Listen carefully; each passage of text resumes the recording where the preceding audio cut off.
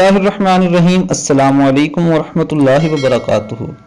हज़रत आयशा रज़ी अल्लाह ताला अन्हा से रिवायत है कि एक यहूदी औरत उनके पास आई और कब्र के अजाब का जिक्र करके कहने लगी, अल्लाह तुझको कब्र के अजाब से बचाए रखे। हज़रत आयशा सिद्दीक़ा रज़ी अल्लाह ताला अन्हा ने अर्ज़ किया, मैंने रसूलुल्लाह सल्लल्लाहु अलैहि वसल्लम से पूछा, क्या कब्र में अजाब होगा? आप सल्लल्लाहु अलैहि वसल्लम ने फरमाया, हाँ, कब्र का अजाब सच है। हज़रत आयशा सिद्दीक़ा रज़ी अल्लाह अन्हा कहती हैं, फिर मैंने इसके बाद रसूलुल्लाह सल्लल्लाहु अलैहि वसल्लम को कभी नहीं देखा कि आप सल्लल्लाहु अलैहि वसल्लम ने कोई नमाज पढ़ी हो मगर इसमें कब्र के अजाब से पनाह ना मांगी हो। गंदर ने अपनी रिवायत में इतना और इजाफा किया कि अजाब कब्र बरहक है।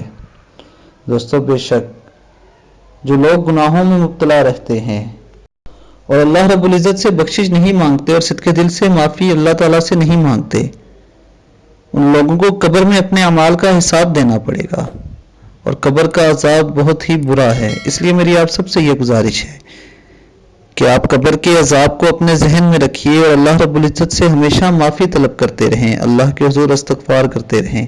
अल्लाह ताला हमें दीन इस्लाम के मुताबिक ज़िंदगी गुजारने की तौफ़ीक़ अता फ़रमाए। अब तक के लिए इतना ही। अपना बहुत ख्याल रखिएगा। अल्लाह हाफ़िज़।